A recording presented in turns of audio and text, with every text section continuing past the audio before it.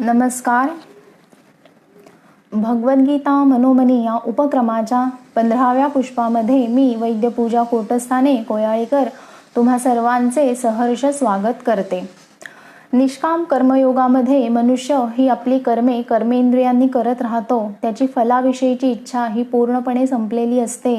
त्याचा अहंकार हा निघून गेलेला असतो आणि म्हणून त्याच्या हातून निष्काम कर्मयोग हा सहज पार पडत असतो.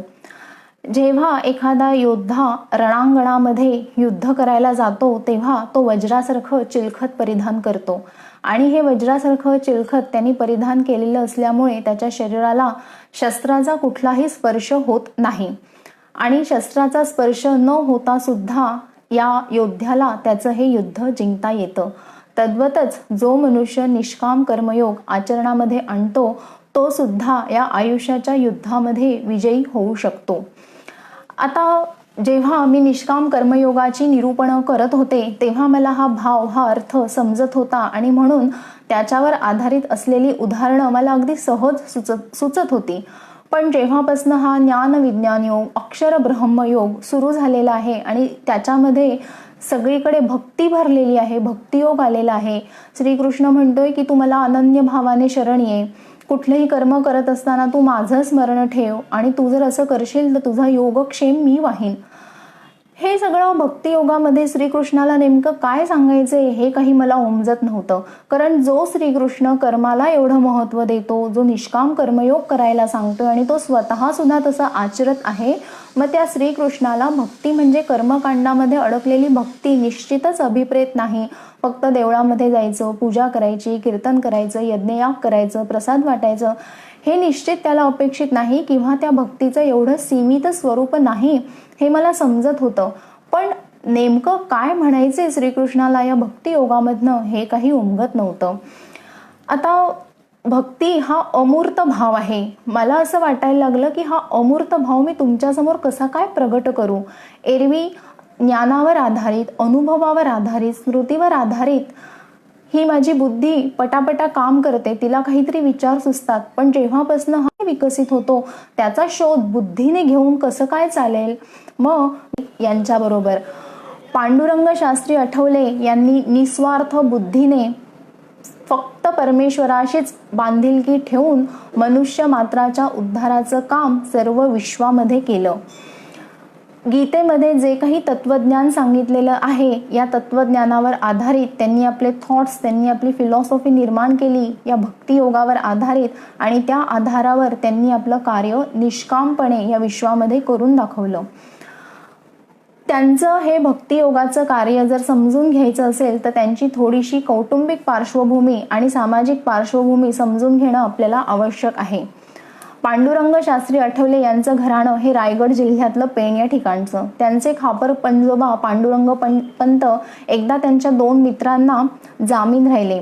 जेव्हा सावकाराला पैसे द्यायची वेळ आली तेव्हा या 2 मित्रांनी हात वर केले आणि पैसे देण्यास असमर्थता दाखवली. आता सावकाराला पैसे कोण देणार. पांडुरंग पंतांना असं वाटलं की मी या 2 मित्रांना जामीन राहिलेलो आहे म्हणजे आता ही माझी नैतिक जबाबदारी बनते की त्या सावकाराला मी पैसे देऊन टाकायचे. म्हणून या नैतिक जबाबदारीतनं, या जाणीवेतनं, या तत्वनिष्ठतेतनं त्यांनी त्यांचं राहतं घर आणि जो काही त्यांचा थोडीफार मालमत्ता जी जमलेली होती ती त्यांनी त्या सावकाराला देऊन टाकली. सावकाराला सुद्धा आश्चर्य वाटलं. तो त्यांना म्हणला तुम्ही असं काही करू नका. ज्यांनी मला फसवलं आहे त्यांच्याकडून मी पैसे वळते करून घेईन, पण तुम्ही हे असं अग्निदिव्य करू नका. त्यावर पांडुरंग पंत त्यांना असं म्हणले की हा व्यवहार जरी लेखी झालेला नसला, फक्त बोली झालेला आहे, तरी सुद्धा इथे काही मला शिक्षा मिळणार नाही. पण ईश्वराच्या न्यायालयामध्ये जिथे आपण काय वागतो फक्त याला महत्त्व आहे तिथे मात्र मी शिक्षेस पात्र होईन आणि म्हणून ही माझी नैतिक जबाबदारी आहे की तुमचे पैसे हे मी देऊ करावेत. त्यांनी त्यांचं सर्वस्व त्या सावकाराला देऊन टाकलं, स्वतः देशोधडीला लागले आणि आता उतार वयामध्ये परावलंबी जीवन जगायला नको म्हणून संन्यास घेतला आणि भुवनेश्वरला ते निघून गेलं. असं हे पांडुरंग शास्त्री आठवले यांचं घराणं होतं. संस्कार त्यांच्या रक्तामध्ये भिनलेले होते. त्यांची जी पुढची पिढी म्हणजे त्यांचे वडील आणि आजोबा हे सुद्धा पाठशाळा चालवत असत. या पाठशाळेमध्ये गीतेचे विचार सर्वांना समजावे, भारतीय तत्वज्ञानामध्ये काय सांगितलेलं आहे, उपनिषदांमध्ये काय म्हटलेलं आहे हे सर्वांना कळावं म्हणून ते विद्यार्थ्यांचं खाणं पिणं राहणं हे निशुल्क स्वतःच्या खर्चातनं करत असत, पण हे ज्ञान लोकांना देत असत. ही झाली त्यांची कौटुंबिक पार्श्वभूमी. आता या कौटुंबिक पार्श्वभूमीवर आपल्याला समजलं असेल की गीतेचे विचार आणि त्यांचे संस्कार या आठवल्यांवर अगदी लहानपणापासून त्यांच्या मनावर रुजलेले होते. आता सामाजिक पार्श्वभूमी, तो काळ हा दुसरा महायुद्धाचा होता.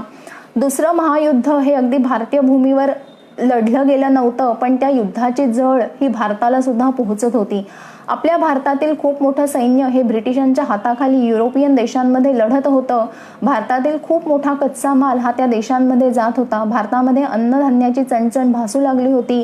तरुण हा निष्क्रिय बनला होता. गुलामीमध्ये जगणं त्याला चांगलं वाटत होतं आणि हेच आपलं आयुष्य आहे, त्यातच तो रमून गेलेला होता. पांडुरंग शास्त्री आठवल्यांना असं वाटायचं की माझ्या देशामध्ये गीतेसारखे तेजस्वी विचार आहेत, मग माझ्या देशातील तरुण, माझ्या देशातील लोक हे असे तेजोहीन का झालेले आहेत, ते स्वतःचं स्वत्व का विसरून गेलेले आहेत, स्वतःची जाणीव त्यांना असं का प्रवृत्त करत नाहीये की आपण स्वतःचा उद्धार स्वतः करून घेतला पाहिजे, ते का दुसऱ्यावर अवलंबून राहायला लागलेले आहेत, असे अनेक विचार त्यांच्या मनामध्ये येऊ लागले. आणि या विचारांना काहीतरी गती देण्यासाठी, या विचारांवर उत्तर शोधण्यासाठी त्यांनी विश्वामध्ये जे काही विद्वान लोक आहेत त्यांनी जी काही तत्वज्ञानं लिहून ठेवलेली आहेत, पुस्तकं लिहून ठेवलेली आहेत, त्याचा त्यांनी खूप विचार केला, पण त्याच्यामध्ये कुठलंही समर्पक उत्तर त्यांना सापडलं नाही. मग जेव्हा त्यांनी गीतेचा अभ्यास सुरू केला तेव्हा या सर्व प्रश्नांची उत्तरं त्यांना भराभरा सापडत गेली आणि मग त्यांना कळलं की जर समाज मनाला योग्य वळण लावायचं असेल, समाजाला जर योग्य दिशा दाखवायची असेल तर ते सामर्थ्य आणि ती ताकद फक्त गीतेमध्ये आहे. आता विज्ञानानं खूप मोठी प्रगती केलेली आहे. हर क्षेत्रामध्ये औद्योगिकरण झालेलं आहे. प्रत्येक ठिकाणी यंत्र ही आलेली आहेत, पण मानवाच्या मनामध्ये जो काही सूक्ष्म आत्मा आहे त्या मनाला मानवतेची प्रेरणा ही काही स्थूल यंत्र देणार आहेत? नाही देऊ शकत. कारण यंत्रांमार्फत जो विकास होतो हा फक्त भौतिक विकास होतो आणि त्याच्यामध्ये मानवाच्या मनाचा कुठेही त्याला उल्लेख केलेला नसतो किंवा त्याचा विचार त्या ठिकाणी घेतलेला नसतो.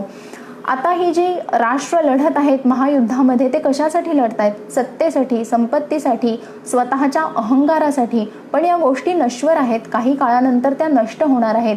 मग जर देवानी माणसाला बुद्धी दिलेली आहे, काहीतरी एक वेगळं तत्व दिलेलं आहे, तर त्या बुद्धीने माणूस माणसाचा घात करू लागलेला आहे. माणसाच्या बुद्धीमध्ये असं काय येत नाहीत की आपल्याला जर बुद्धी मिळालेली आहे, पशूंपेक्षा काहीतरी वेगळं तत्व जर आपल्याकडे आहे, तर आपल्या मनामध्ये अशी का स्पर्धा निर्माण होऊ नये की जास्तीत जास्त लोकांचं भलं व्हावं. न्यूटन हा शेतकरी कुटुंबामध्ये जन्माला आलेला होता. त्यांनी ग्रॅव्हिटेशनल फोर्सचा सिद्धांत विश्वासमोर मांडला. जेम्स वॅटनी वाफेच्या इंजिनाचा शोध लावला, तो सुद्धा त्यांनी लहान वयामध्ये लावलेला होता. जगातली बरेचशी संशोधनं ही लहान वयामध्ये संशोधकांकडून पार पडलेली आहेत. मग एवढ्या लहान वयामध्ये एवढी प्रज्ञा येते कुठून? ईश्वर त्यांना स्फुरण देतो. मग हा भगवंत जर भौतिक विकास साधण्यासाठी सुद्धा मानवाला एवढी मदत करत आहे, मग विकास साधत असताना या ईश्वराला डावलून, या देवाला बाजूला काढून कसा काय विकास साधता येईल? आज सगळीकडे मनुष्याकडे तिरस्काराने बघत आहे, संशयाने बघत आहे, सगळीकडे नैराश्याचं वातावरण आहे. एवढी भौतिक साधनं आहेत तरी सुद्धा माणसाला एकटेपणाची, परकेपणाची भावना जाणवत आहेत. ही त्या काळाची परिस्थिती होती. वर्तमान काळामध्ये सुद्धा असंच आहे. आणि आता थोडासा भविष्य काळाचा वेध घेऊ. इथून पुढे या विश्वामध्ये जी चौथी औद्योगिक क्रांती विश्वामध्ये अवतरणार आहे आणि त्याची साधनं असणार आहेत nano technology, biotechnology, artificial intelligence. या सगळ्या गोष्टींमुळे जी काही यंत्र आता प्रत्येक क्षेत्रामध्ये अवतरणार आहेत, त्याच्यामुळे मानवाच्या हाताला आता कुठलंही काम उरणार नाहीये. त्याच्यामुळे अजून खूप मोठ्या बेकारीला आपल्याला तोंड द्यायचं आहे. म्हणजे ही औद्योगिक क्रांतीचं स्वरूप आता बघा कसं असणार आहे. It is going to be jobless. कुणाच्याही हाताला आता काम राहणार नाहीये. माझ्या हाताला काम नाहीये, मी काही उपयोगाचं आता नाहीये, म्हणजेच काय होणार आहे, इथे मानवाच्या मनाचं खच्चीकरण होणार आहे आणि याच्यातनंच मनोदैन्य मनोदीनता हे भाव खूप वाढीस लागणार आहेत. पुढचं हे व्हॉइसलेस असणार आहे. या क्रांतीविरुद्ध कुणीही आवाज उठवू शकणार नाही. It is going to be ruthless, दयामाया विरहित. मनुष्याच्या मनाला तिथे शून्य किंमत असणार आहे. कितीही मोठं नुकसान झालं तर त्याच्याविषयी कुठलीही पर्वा तिथे बाळगण्यात येणार नाहीये. It is going to be ruthless, पाळंमुळं उखडून टाकणारी आहेत. आपल्या देशामध्ये ज्या काही बोली भाषा आहेत, संस्कृत सारखी प्रगल्भ भाषा आहे आणि ज्या भाषेमध्ये आपलं संत साहित्य लिहिलेलं आहे, आपलं खूप मोठं वाङ्मय आहे, ते कुणीही वाचणार नाही आणि वाचलं तर त्याचा अर्थ कुणाला कळणार नाही अशी तंतोतंत गोष्ट त्याच्यामध्ये साधून ठेवलेली आहे. आणि सगळ्यात महत्त्वाचं म्हणजे ते भविष्यहीन असणार आहे. आपला प्रवास आता कुठल्या मार्गाने होणार आहे हे कुणालाही सांगता येणार नाही. अशा या भयावह परिस्थितीमध्ये आपल्याला कोण वाचवायला येईल, आपल्या मनाला कोण योग्य वळण देईल, असाही प्रश्न, असे अनेक प्रश्न त्यांच्या मनामध्ये येऊ लागले. त्यांना असं वाटायला लागलं की या मनुष्याचा उद्धार होईल, मनुष्याचा उत्कर्ष होईल, पण तो जडाच्या चैतन्याने होणार, जडाच्या शक्तीने होणार नाही, तर चैतन्याच्या शक्तीने होईल. सर्वांच्या हृदयामध्ये जो आंतरिक परमेश्वर बसलेला आहे त्याला जर केंद्रीभूत केलं तर सगळ्यांचा उत्कर्ष होईल. कारण जर एक कल्ली एका अंगाने हा भौतिक विकास नुसता साधत राहिला तर मनुष्याचं नैतिक आणि आध्यात्मिक अधपतन होत आहे हेही त्यांनी ओळखलेलं होतं. आणि जर या मनाचा, आत्म्याचा जर विचार या विकासामध्ये ठेवायचा असेल तर गीतेसारखं तत्वज्ञान नाही आणि गीतेसारखे विचार नाही. गीतेमध्ये जो आत्म्याचा अलौकिक सिद्धांत श्रीकृष्णाने आपल्याला दिलेला आहे, या सिद्धांतावर आधारित त्यांनी स्वाध्याय हा शब्द जन्माला आणला. आता या स्वाध्यायाचा अर्थ बघा. स्व अध्याय, स्वतःचा अभ्यास करणं. स्व म्हणजे आपल्या शरीरामध्ये जे चैतन्य असतं, जो आत्मा असतो, जो ईश्वर असतो, जो देव असतो, तो म्हणजे चैतन्य. या चैतन्याला अहम म्हणजे अहंकार आणि इच्छा या दोन गोष्टी येऊन चिकटल्या की मनुष्याची निर्मिती होते, जीव उत्पन्न होतो. मुळात हा अहंकार निर्लेप असतो, पण या अहंकारावर जेवढी भौतिक आक्रमणं व्हायला लागतात तेवढा मनुष्याचा हा अहंकार वाढीस लागतो आणि मनुष्यापासून दूर जायला लागतो. मग आता या अहंकाराचं, या अहमचं काय करायचं? कारण या दोन गोष्टी तर जोवर आपण देह धारण केलेला आहे तोवर त्या आपल्याबरोबर राहणार, अहंकार आणि इच्छा. कारण या अहंकारामुळेच आपल्याला आपल्या अस्तित्वाची जाणीव ही कायम होत राहते आणि इच्छेमुळे जगण्याची उमेद आपल्याला मिळत असते. मग या दोन गोष्टी जर आपल्या शरीराबरोबर कायम राहणार आहेत, मग त्यांचा त्याग कसा काय करून चालेल? म्हणून त्यांनी असं सांगितलं की हा जो अहम आहे त्याला घासून पातळ करायचं, त्याला मृदुल बनवायचं आणि तो प्रभूच्या ठिकाणी विलीन करायचा. आता हा अहंकार प्रभूच्या ठिकाणी कसा काय विलीन होईल? कारण निष्काम कर्मयोगामध्ये फलेच्छा सोडून दिली की अहंकार भगवंताच्या ठिकाणी विलीन होतोय. या भक्ती योगामध्ये कसा काय होणार आहे? तर आत्म्याचं तत्व श्रीकृष्णाने सांगितलेलं आहे ना, आणि तो म्हणतो की हे सगळं माझ्यापासून निर्माण झालेलं आहे, ही सृष्टी माझ्यापासून निर्माण झालेली आहे. मग असं जर आहे तर आपण सुद्धा त्या ईश्वरापासून निर्माण झालेलो आहोत. मी देवाचा आहे, देव माझा आहे, सगळं काही देव मला देत आहे. ही भावना जेव्हा मनामध्ये स्थिरावते तेव्हा मनुष्याचा हा अहम प्रभूच्या ठिकाणी विलीन होतो. आता दुसरी त्यांनी सांगितली इच्छा. बऱ्याच वेळेला ही इच्छा स्वयंकेंद्रित असते. या स्वयंकेंद्रित इच्छेमध्ये जर आपण दुसऱ्याचाही विचार करायला लागलो तर ती विस्तृत बनायला लागते, पारदर्शक बनायला लागते आणि या इच्छेची सदिच्छा होते. आणि जेव्हा इच्छेची सदिच्छा होते तेव्हा हा मनुष्य स्वतःचा भौतिक उत्कर्ष तर साधून घेतच असतो, पण बरोबरीने आपल्या बरोबरच्या लोकांचा सुद्धा उत्कर्ष तो साधायला लागतो. वैयक्तिक आयुष्यामध्ये तो कुणासमोरही हात पसरत नाही, परिस्थितीसमोर नमत नाही, दीन बनत नाही, लाचार बनत नाही. आणि हाच मनुष्य जेव्हा समाजामध्ये वावरतो तेव्हा समाजामध्ये सर्वांचं भलं कसं काय होईल हेच विचार त्याच्या मनामध्ये उत्पन्न व्हायला लागतात. होतं काय? या अहंकार आणि इच्छा या दोन गोष्टींमध्ये आपण इतके भरकटून जातो की त्या ईश्वराचं स्मरण करायचं आपण विसरून जातो. ईश्वर स्मरण हे अधिकाधिक जर उन्नत व्हायचं असेल तर या दोन गोष्टी, अहंकार आणि इच्छा, कायम मनुष्याच्या आड येत असतात. त्याचा त्यागही करून चालत नाही. मग त्याचं नियमन जर या पद्धतीने केलं तर आपलं वागणं हे खूप चांगल्या पद्धतीने सुधारतं. अहम प्रभूच्या ठिकाणी विलीन करायचा आणि इच्छेची सदिच्छा करायची, या विचारसरणीवर त्यांनी खूप मोठं कार्य उभं केलं. ते आता आपण बघूयात. या भक्ती योगातनं त्यांनी काय काय बदल घडवून आणले, मनुष्याच्या मनामध्ये कसं परिवर्तन झालं. त्यांना कायम असं वाटायचं की तलवारीने कुठलीही क्रांती होऊ शकत नाही, डोकं उडवून क्रांती होऊ शकत नाही, पण डोक्यातील विचार बदलून मनुष्याची खूप मोठी क्रांती होऊ शकते. त्याला ते आध्यात्मिक भावनिक क्रांती असं म्हणत असत. आत्मविकास होणं ही चिरंतन होणारी प्रक्रिया आहे, त्याला कुठलाही अंत नाहीये, ही कायम चालणार आहे. आता या विचारावर अवलंबून त्यांनी खूप मोठं ईश्वर कार्य केलं. फक्त भारतातच केलं नाही, अख्ख्या विश्वामध्ये केलं. United states, Bahrain, Germany, Spain, Brazil अशा अनेक देशांमध्ये त्यांचं आज हे कार्य विस्तारत आहेत आणि वाढत चाललेलं आहे. आता आपण पाहिलं की श्रीकृष्ण आपल्याला सांगतोय की मी सृष्टीचा उत्पत्ती करता आहे, मी अव्यक्त आहे, मी सनातन आहे, मी पुराण आहे आणि सगळीकडे माझं अस्तित्व आहे. पाहिलं ना आपण 8व्या अध्यायामध्ये, पाण्यातला रस मी आहे, चंद्रसूर्याचा प्रकाश मी आहे, ज्ञान म्हणजे मी आहे, बुद्धी म्हणजे मी आहे. तर मग सगळीकडे जर परमेश्वराचं अस्तित्व आहे याचा अर्थ असा होतो की मी परमेश्वरापासून निर्माण झालेली आहे. तसाच समोरचा मनुष्य सुद्धा परमेश्वरापासून निर्माण झालेला आहे. ईश्वरी अंश माझ्या शरीरामध्ये आहे, तसाच तो त्याच्याही शरीरामध्ये आहे. माझ्या शरीरामधलं रक्त आणि समोरच्या मानवाच्या शरीरातलं रक्त जरी वेगवेगळं असलं तरी त्याचा निर्माण करता हा एकमेव प्रभू आहे. त्याच्या शरीरात खेळवणारं रक्त आणि माझ्या शरीरात फिरणारं रक्त हे सुद्धा तोच खेळवत आहे. माझ्या हृदयाचे ठोके भगवंत चालवतो, तसंच दुसऱ्याच्या हृदयातले ठोके सुद्धा भगवंत चालवतो. मग जर सगळीकडे भगवंताचं अस्तित्व आहे याचा अर्थ असा होतो की आपल्या सर्वांमध्ये एक नातं निर्माण व्हायला लागतं. माझ्यामध्ये देव आहे, समोरच्यामध्ये देव आहे, पशूंमध्ये देव आहे, झाडांमध्ये देव आहे.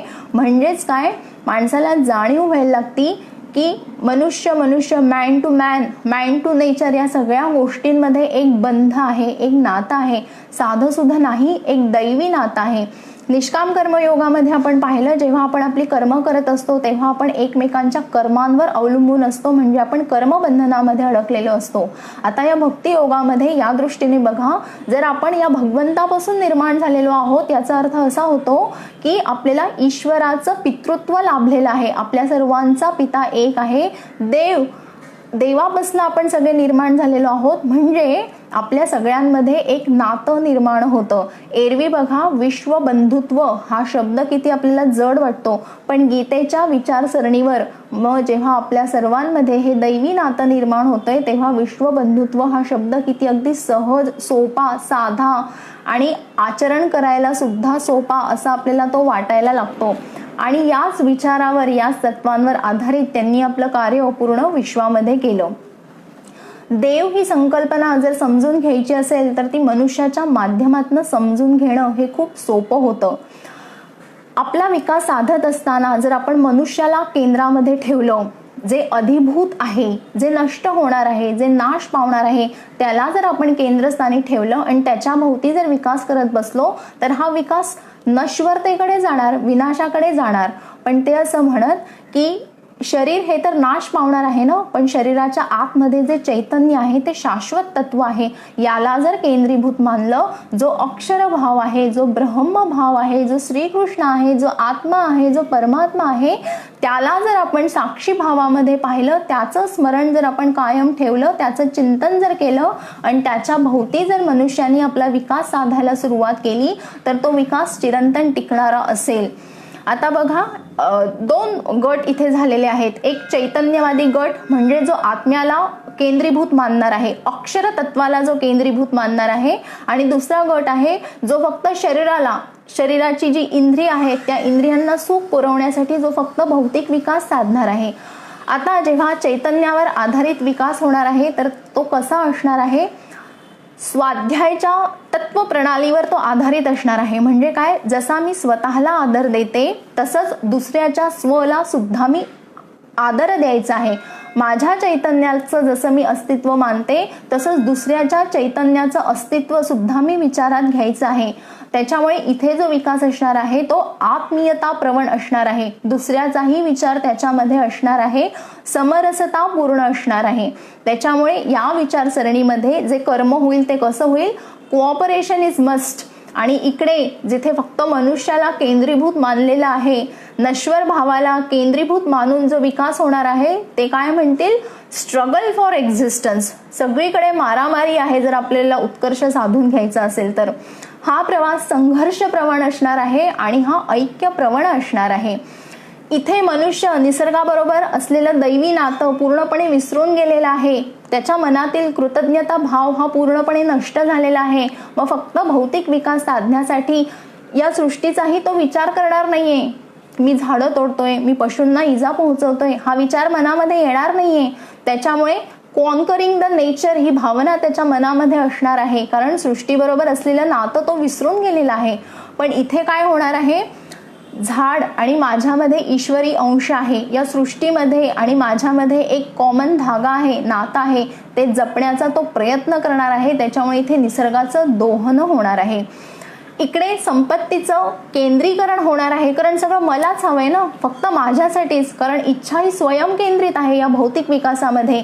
पण जेव्हा चैतन्य, जेव्हा आत्म्याला आपण केंद्रीभूत ठेवतो तेव्हा इच्छा ही विस्तृत व्हायला लागते. म्हणून स्वतःबरोबर दुसऱ्याचाही विकास आपण साधायला लागतो. म्हणून अर्थशास्त्रामध्ये हे कसं व्हायला लागतं, विकेंद्रित व्हायला लागतं. इथे फक्त शहरीकरण होतं, इथे ग्रामांचा विकास याला खूप मोठा वाव आहे. या विचारसरणीवर त्यांनी अभिनव प्रयोग राबवले, ते आपण बघू. त्यांनी मानवाच्या मनामध्ये परिवर्तन घडवून आणलं, त्या या एका विचारावर घडवून आणलं. आत्मा हा चैतन्याचा अंश आहे, त्याचा आपण आदर राखला पाहिजे. आणि हे घडवून आणत असताना जेव्हा ते अनेक लोक, ते भारतातील अनेक खेडेगावांमध्ये ते फिरत असत आणि कुणाला समजावण्याच्या किंवा त्यांच्यामध्ये बदल घडवून आणण्याच्या दृष्टीने ते लोकांजवळ जात नसत. कारण त्यांचं हे तत्व होतं, जे शिकवलं जातं ते शिक्षण आणि उचलले जातात ते संस्कार फक्त त्यांच्या सहवासात यायचं. त्यांच्यामध्ये भक्तीची ही दृष्टी विकसित करायची. आपण सगळेजण एका ईश्वराचे पुत्र आहोत, त्याच्यामुळे आपल्यामध्ये एक काहीतरी नातं आहे. या दैवी नात्याची जाणीव आणि या विचारसरणीवर आधारित त्यांनी नवीन प्रयोग राबवले. आणि त्याच्या मागची कॉन्सेप्ट कशी होती बघा. ते म्हणायचे की भक्तीमध्ये आता जर सगळीकडे ईश्वराचा अंश आहे तर भक्ती म्हणजे बघा कसा अर्थ करता येईल. भक्ती म्हणजे मनुष्य गौरव, आधी स्वतःचा विकास करायचा, दुसऱ्या लोकांचा विकास करायचा, मनुष्य गौरव, सृष्टी गौरव, सृष्टीतील सगळ्या तत्वांचा सुद्धा विकास करायचा, त्यांच्याबरोबर समरसतेने वागायचं, म्हणून सृष्टी गौरव. म्हणून भक्ती म्हणजे आत्मगौरव, मनुष्य गौरव आणि सृष्टी गौरव. मग जर आता प्रत्येकाबरोबर आपलं नातं निर्माण झालेलं आहे, मग नातं निर्माण झाल्यावर आपण घरच्यांशी, आपल्या नातेवाईकांशी, आपल्या मित्रांशी कसं काय वागतो, तसंच मनुष्य समाजामध्ये वागत असताना त्याच्या वागण्यामध्ये हे परिवर्तन होतं. म्हणून bhakti becomes a social divine force, दैवी सामाजिक शक्ती, असं भक्तीचं एक नवीन रूप गीतेच्या तत्वज्ञानावर आधारित त्यांनी सर्वांपुढे ठेवलं. ते असं म्हणत असत, जेव्हा ही भक्तीची शक्ती मनुष्यामध्ये विकसित होते तेव्हा बघा ही एम्पॉवरमेंट जी येते ना, ती कशी येते ती ऐका. Empowerment should not come through donations, it should not come through dedication. कारण डेडिकेशन म्हणत असताना सुद्धा समर्पण असतं, समर्पण म्हणत असताना सुद्धा मी हा अहम तिथे असतो. म्हणून empowerment should come only through bhakti, कारण या भक्तीमध्ये अहम हा प्रभूच्या ठिकाणी विलीन झालेला असतो. आता एकादशीचा अर्थ त्यांनी या भक्ती योगातनं एक नवीन पद्धतीने समजवून दिला. एकादशीला जनरली खाण्यामध्ये बदल केला जातो, पण ते म्हणत असत की एकादशीमध्ये वृत्तीतला बदल अपेक्षित आहे. एकादशीला ते प्रत्येक गावागावांमध्ये जाऊन अनेक लोकांना भेटत असत आणि या दैवी संबंधाची जागृती त्यांच्या मनामध्ये घडवून आणत असत. जेव्हा सतत ईश्वराचं स्मरण होत राहतं या दैवी नात्याच्या विचारातनं, तेव्हा हे नश्वरतेचे, हे भौतिकतेचे वाईट विचारांचं खंडन तिथे उदयास यायला लागतं. म्हणून एकादशीला ते भक्ती फेरी करत असत. हा विचार, हा भाव घेऊन ते लोकांना भेटत असत आणि ही लोक जेव्हा त्यांच्या सहवासामध्ये येत असत तेव्हा त्यांच्या मनामध्ये आपोआप परिवर्तन व्हायला लागत असत. आता हे जे विचार बदलणं आहे ही खूप हळूहळू चालणारी प्रक्रिया आहे.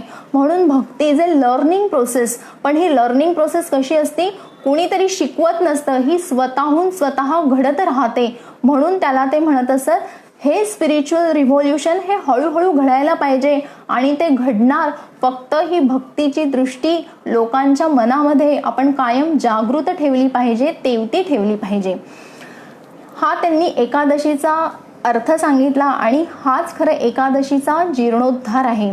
तीर्थयात्रा बघा त्यांनी कशी समजवली. तीर्थयात्रा म्हणजे देवासाठी उंबरठा ओलांडणं, लोकांमध्ये मिसळायचं, लोकांमधील प्रेम बघायचं, आपण लोकांना प्रेम द्यायचं, त्यांना काही शिकवायला जायचं नाही, पण त्यांना कायम ईश्वराचं स्मरण करून द्यायचं, त्यांच्या प्रत्येक कार्यामागे प्रभू आहे ही भावना त्यांच्यामध्ये जागृत करायची आणि ती खरी तीर्थयात्रा असते. आणि अशी तीर्थयात्रा करून जो मनुष्य येतो तो खऱ्या अर्थाने शुद्ध होतो.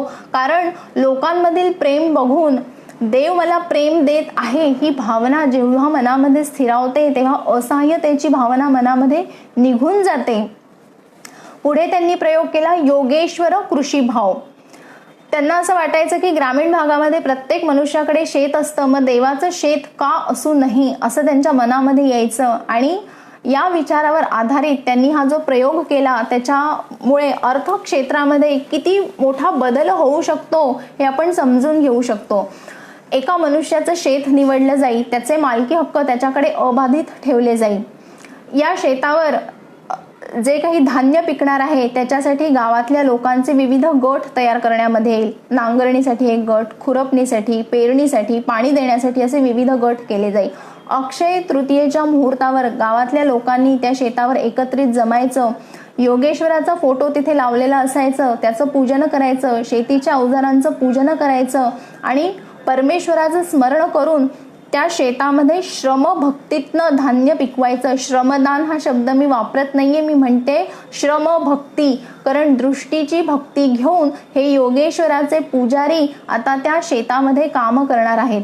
मग बी पेरल्यापासून संपूर्ण धान्य निर्माण होईपर्यंत प्रत्येक मनुष्यावर फक्त एकदा ते दोनदा त्या शेतीमध्ये काम करण्याचं वेळ येत असे.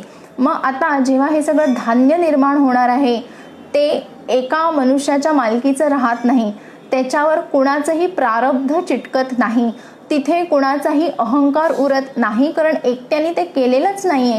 श्रमभक्तीतनं ते निर्माण झालेलं आहे, योगेश्वराने ते निर्माण केलेलं आहे आणि योगेश्वराच्या चरणीस ते अर्पण करायचं आहे. जेव्हा या भक्तीच्या भावनेतनं असं कर्म निर्माण होतं तेव्हा तो खरा निष्काम कर्मयोग असतो. आता इथे निर्माण करणारा नारायण आहे, योगेश्वर आहे, श्रीकृष्ण आहे. आता ही झाली अपौरुषेय लक्ष्मी, म्हणजे आता ती कुणाच्याही मालकीची नाहीये, विशुद्ध लक्ष्मी आहे, शुद्ध लक्ष्मी आहे. आणि जी देवानी आपल्याला दिलेली आहे त्याचा विनियोग हा भक्तांसाठी करायचा. जिथे मानवता धोक्यात येईल, जिथे गावातले काही प्रश्न असतील ते सोडवण्यासाठी म्हणून या अपौरुषेय लक्ष्मीचा उपयोग होत असत. आता आजच्या आपल्या या अर्थशास्त्रामध्ये जरशी अपौरुषेय लक्ष्मी, विशुद्ध लक्ष्मी जर धावू लागली तर आपल्या देशामध्ये सुद्धा कोणीही उपाशी झोपणार नाही. पुढचा प्रयोग त्यांनी केला तो व्यसनमुक्तीसाठी केला. त्या काळामध्ये आपण पाहिलं की बेकारीचा खूप मोठा प्रश्न उभा होता. मग आता याच्यावर आणि या बेकारीमुळे खूप लोकांना वेगवेगळ्या प्रकारची व्यसनं लागायची.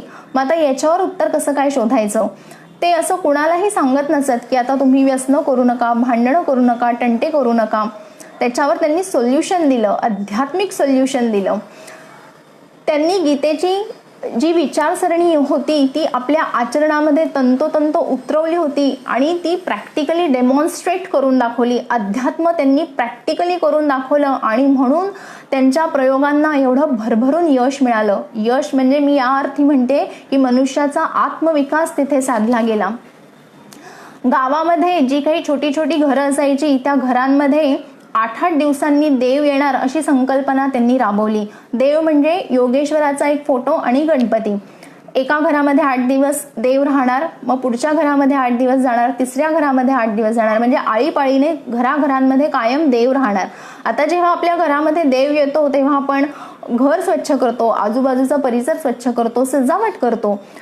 घराचं जेव्हा मंदिर होतो तेव्हा बाह्य रंग आपलं काहीतरी त्याच्यामध्ये बदल व्हायला लागतो.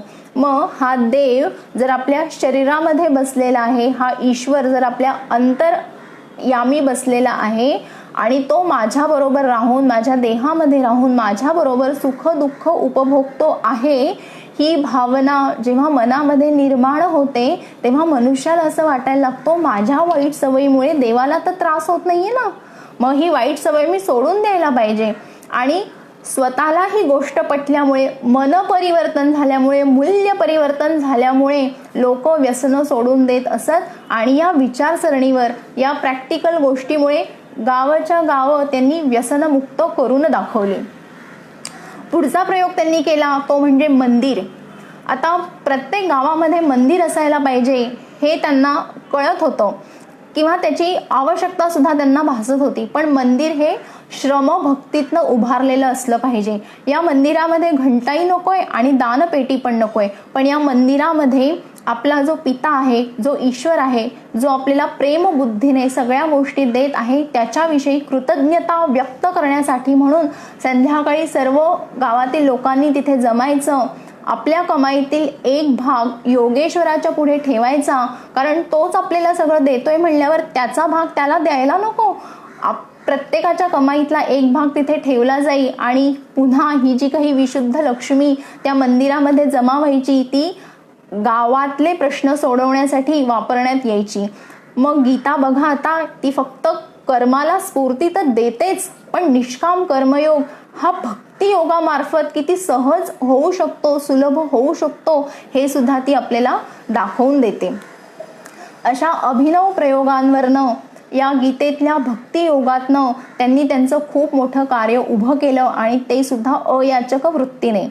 तो प्रसंग आठवतोय ना तुम्हाला? त्यांचे ते पांडुरंग पंत खापर पंजोबा संन्यास घेऊन भुवनेश्वरला निघून गेले, म्हणून त्यांच्या घराण्याचं मूलमंत्र हे होतं, कुणाकडून काही घ्यायचं नाही, कुणाचेही उपकार मानायचे नाहीत आणि दुसरी गोष्ट म्हणजे अयाचक वृत्तीने सगळीकडे राहायचं.